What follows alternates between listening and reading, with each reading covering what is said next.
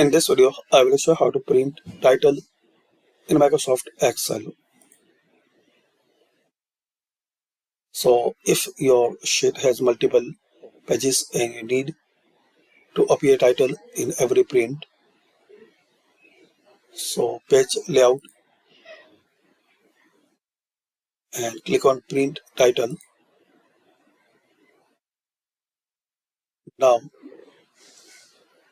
rows to repeat at top, click here and select any row which has the title.